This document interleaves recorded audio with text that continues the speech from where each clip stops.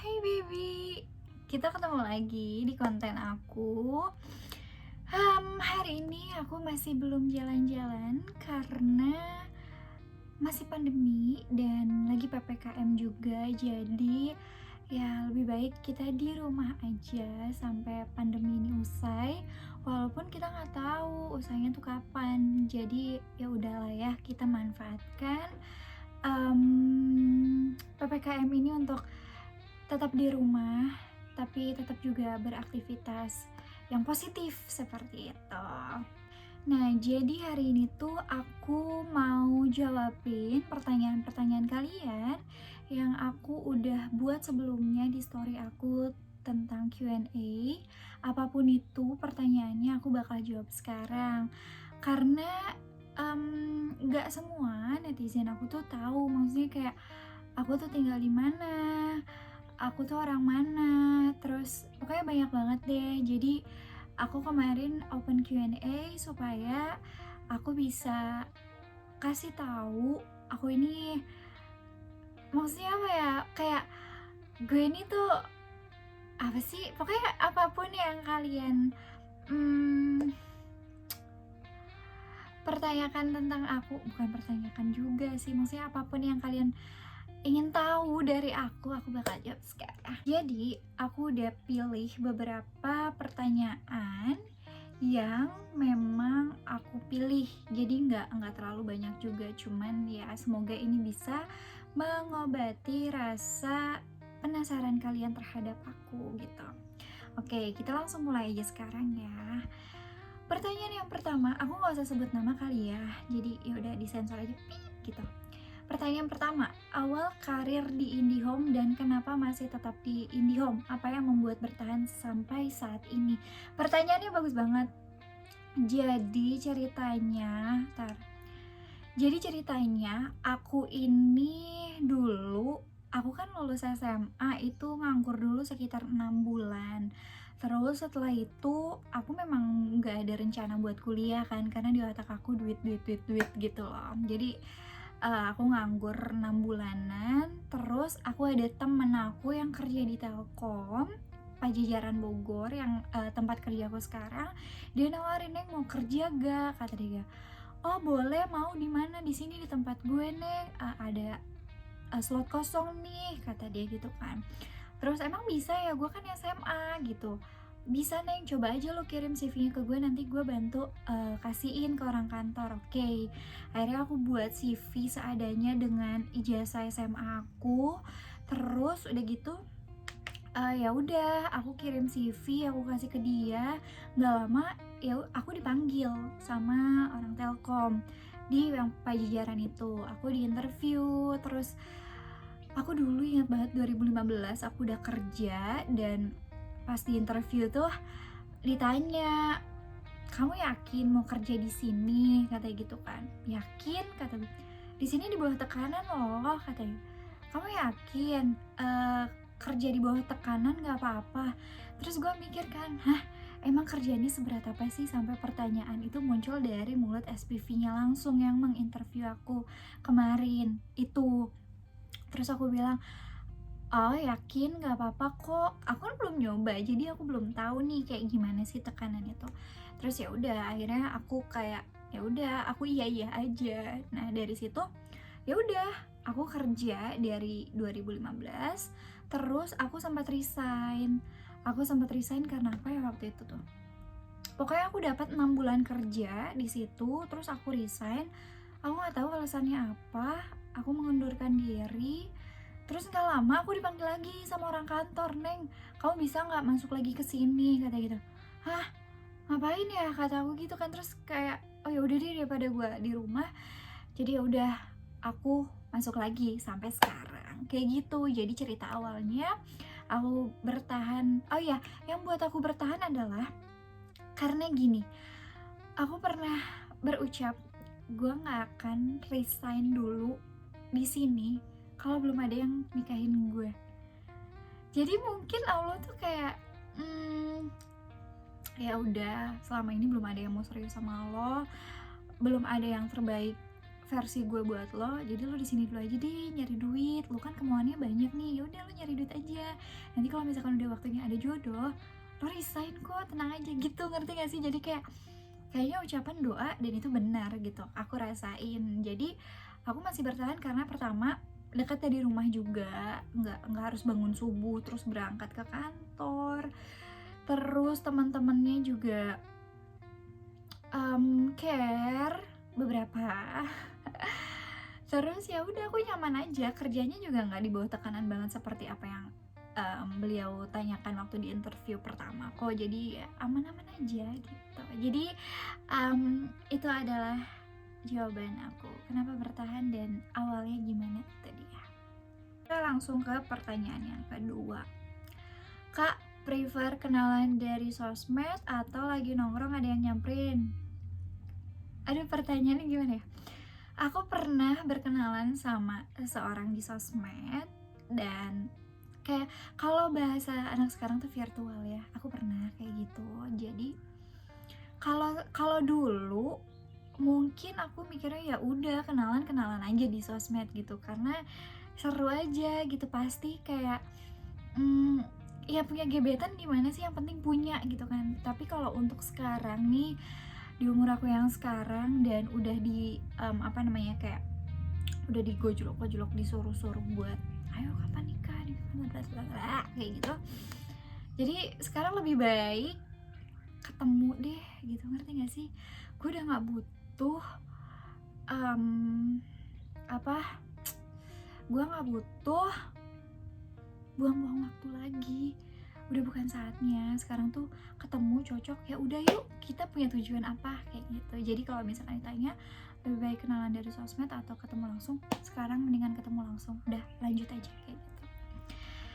Terus pertanyaan selanjutnya, pertanyaannya berat-berat juga ya. Gimana cara mengikhlaskan seseorang yang sangat kita sayang diambil sama Tuhan? Gue pikir diambil sama cewek lain, tapi ini sama Tuhan langsung pemiliknya. Gak tahu ya, aku ini orangnya tipe-tipe yang susah merelakan kepergian. Jadi kalau ditanya kayak gini, aku nggak tahu harus jawab apa. Maksudnya kayak jalan satu-satunya ikhlas gitu, bener-bener ya, walaupun ini berat di awal banget, pasti bakal kayak kepikiran terus momen-momen terindah yang udah kalian punya, kalian bangun, kalian miliki, terus ada separuh jiwa kalian pergi untuk selamanya. Itu I can feel you. Ya udah, ikhlas aja. Semoga kamu dapat keikhlasan, kesabaran yang lebih banget yang dikasih sama Allah, dan semoga someday kamu bisa dapetin seseorang yang lebih baik lagi dari apa yang kamu hilang sekarang. Apaan sih? Pokoknya sabar aja kayak gitu. Next, hal apa yang aku lakukan dalam kondisi nggak mood, misalkan lagi bete. Oke, biasanya aku kalau misalkan lagi bete, aku tuh orangnya mudian parah. Bisa-bisa nih kalau misalkan aku lagi ketawa happy, tiba-tiba plek, bad mood sejadi-jadinya. Bener-bener kayak kesel sama orang-orang, tapi aku nggak merasa orang itu ada salah sama aku, ngerti gak sih? Tiba-tiba duk, happy, bete, duk, berantem, udah, betenya menang nih. Aku orangnya kayak gitu banget sama siapapun itu, kapanpun itu, dimanapun itu. Kalau misalkan mood swingnya aku lagi kambuh, udah deh, itu aku yang namanya nggak pengen buat ngobrol sama orang tuh. Kayak, lu bisa diem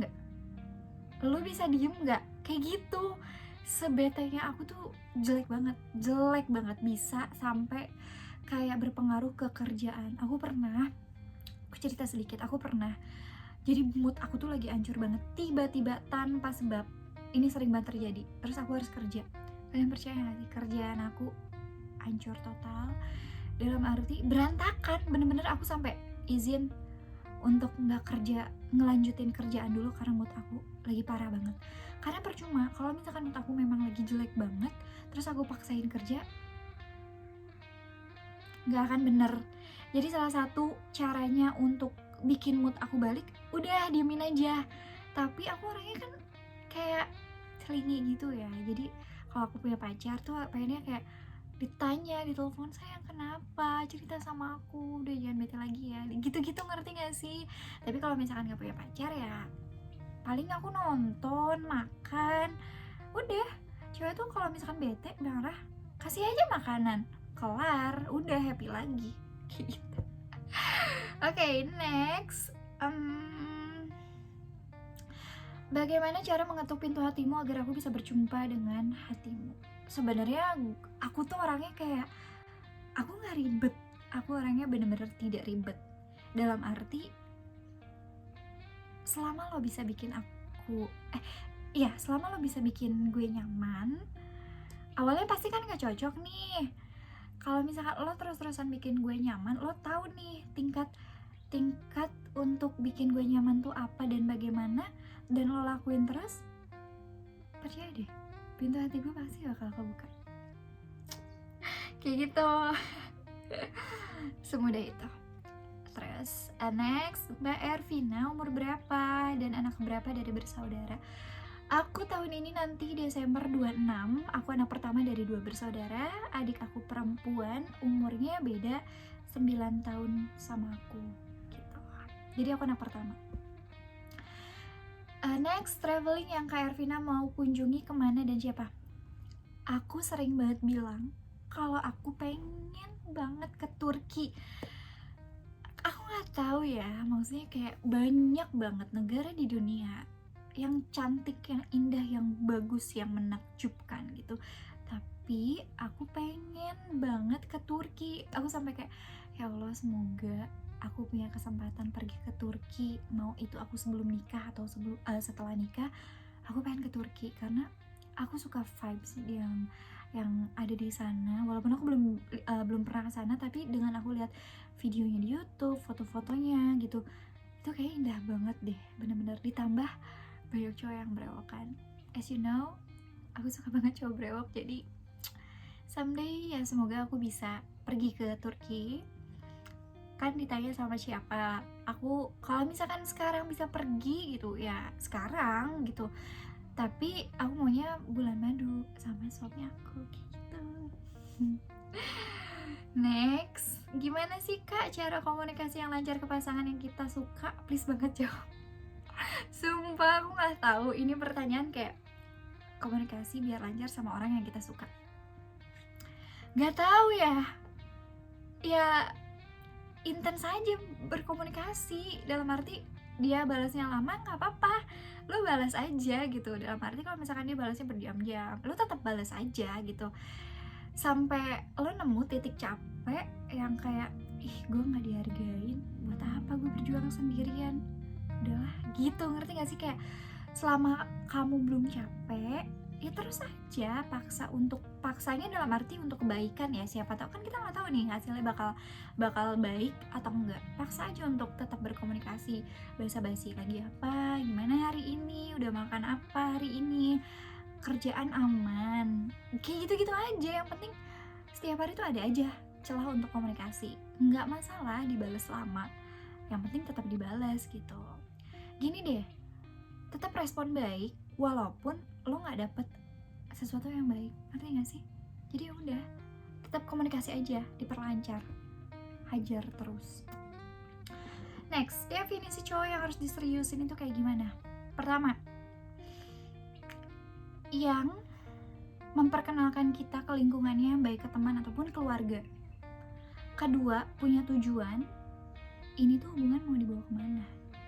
Ketiga, tidak banyak rayuan dan gombalan, tidak banyak janji-janji manis, tapi lebih ke talk less do more. Ya udah, lo bertindak aja, lo nggak usah cuap-cuap, nggak penting, nggak butuh lagi. Lo mau sama gue, tunjukin. Lo mau serius sama gue, lakuin. Sesimpel itu. Tapi kalau misalkan dari beberapa poin yang aku sebutkan tadi tidak ada, ya dia cuma penasaran, dia cuma main-main doang, jadi ya udah bye. Buat apa? Next, dulu kuliah enggak, kan aku bilang. Jadi dulu tuh aku nggak kuliah, aku tuh lulus SMA nganggur 6 bulan langsung kerja. Tapi sekarang karena ada kebijakan baru di kantor aku yang memang semuanya diharuskan untuk kuliah, aku baru aja daftar kuliah. Aku ngambil kuliah di universitas terbuka yang bisa online. Jadi ya udah, mau nggak mau aku kuliah. Sebenarnya aku udah males buat kuliah tuh karena aku udah kayak enakan cari uang, ngerti gak sih? Ya udah, toh kuliah juga nanti ujung-ujungnya cari kerja dan dapat duit gitu kan. Jadi itu sih yang bikin aku kayak gak usah kuliah deh, kerja aja langsung. Tapi yang namanya kebijakan itu di kantor kan pasti selalu ada dan berbeda-beda. Nah, tahun ini tuh nggak dari tahun ini sih, sebenarnya dari dua tahun yang lalu kebijakannya memang harus kuliah. Tapi karena aku yang kayak nanti deh gitu, jadi sampai detik kemarin tuh aku baru daftar buat kuliah. Aku ngambil ilmu komunikasi gitu. Jadi sekarang aku baru mau mulai kuliah. Seperti itu. Next. Gimana rasanya kalau orang yang kita suka bilang kita kan biasa aja, padahal kita deket udah 2 tahun lebih, saling perhatian. Ini jahat banget. Pertama, aku tidak menyalahkan. Sebenarnya gini, orang yang saling perhatian, apalagi 2 tahun lamanya, pasti itu ada baper-bapernya, ngerti gak sih? Lo ngapain ngasih perhatian kalau gak ada rasa? Buat apa, gila? Gitu, kayak rasanya sakit ditanya. Kita kan biasa aja, kita kan temen doang. Aku pernah kayak gini, saling perhatian, saling pokoknya care gitu, bener-bener kayak ngabarin kemana-mana, di notice, di telepon, video call, hampir tiap malam nih. Terus tiba-tiba udah kayak nggak ada sesuatu terjadi aja, ngerti gak? Kayak ditanya hubungan tuh kayak kita kayak gimana? Iya kan, aku bilang kita berteman. Aku belum siap buat punya pacar.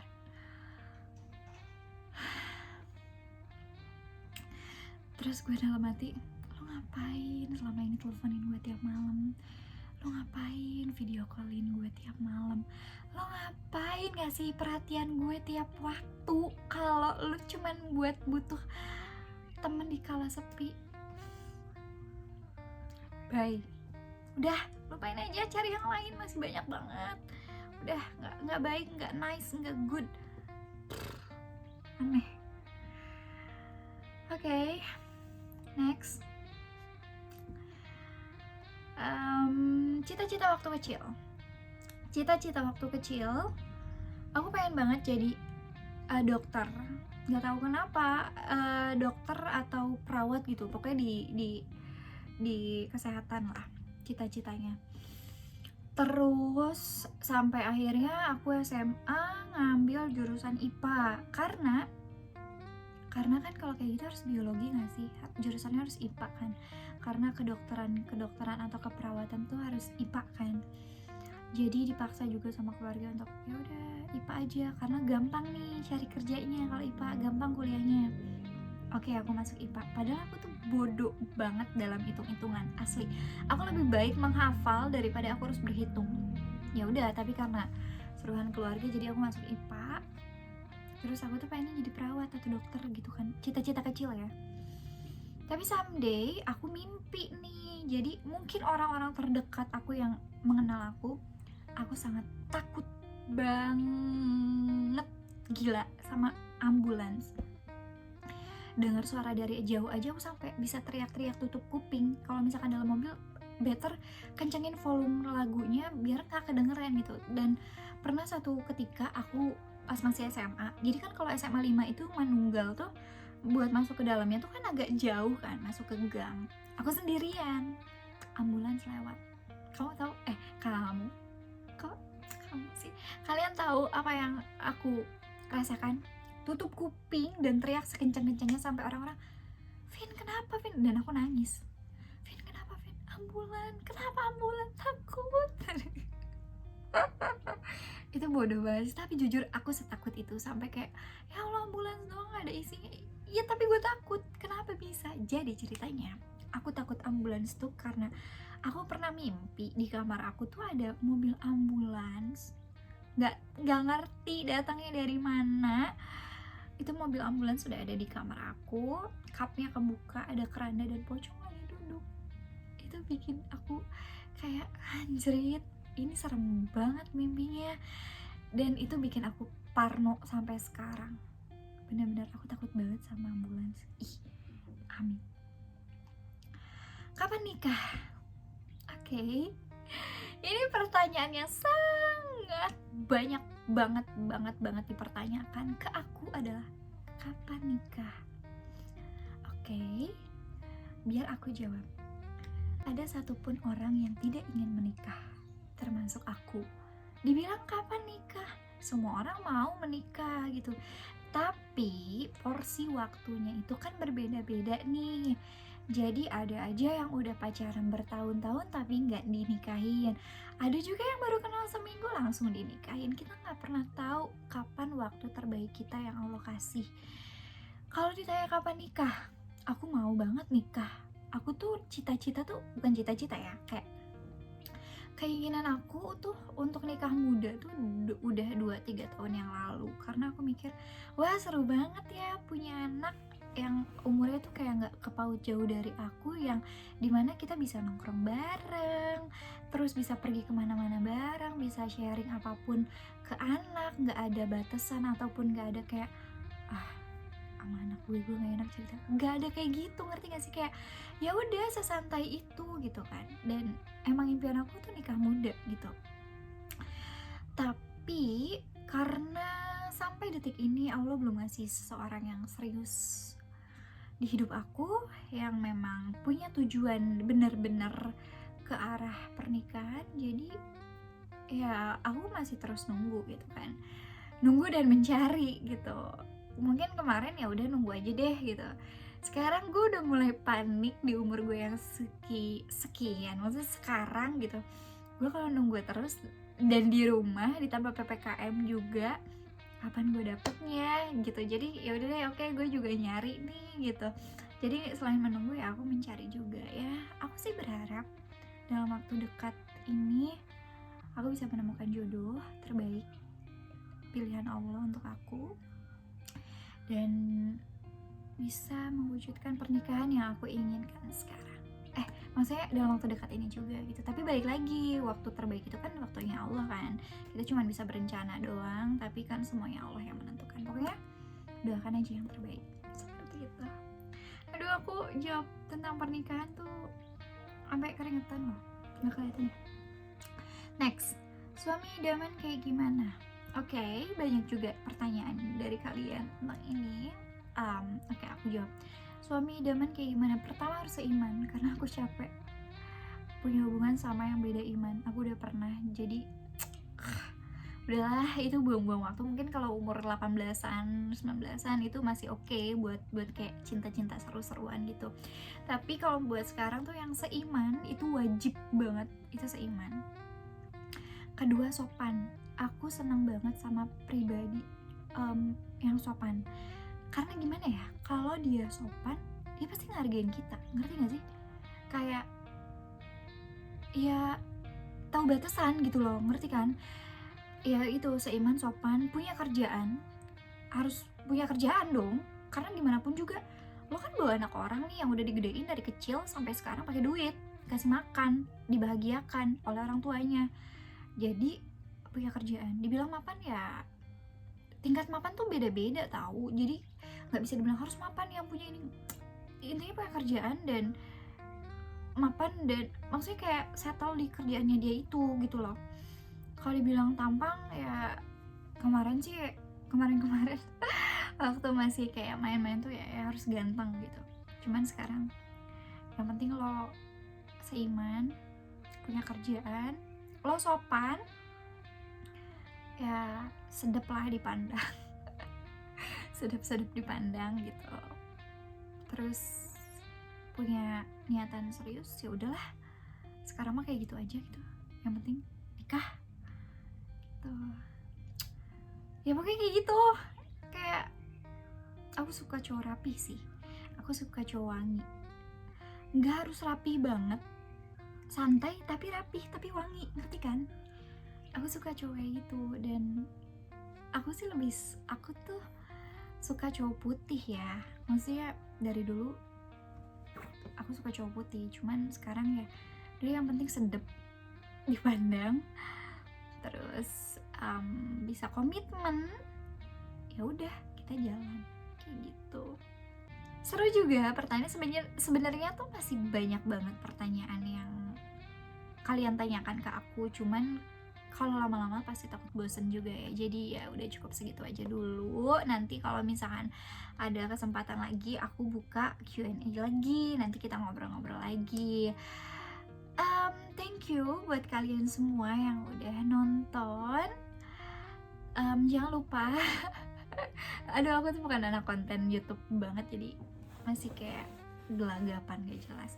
Jangan lupa di like, di comment, and di subscribe channel YouTube-nya aku supaya aku semangat bikin kontennya apapun itu. Di share juga biar orang-orang bisa lihat konten aku, jadi penasaran siapa sih nih gitu, so asik aja. Support terus dalam perkontenan per YouTubean aku.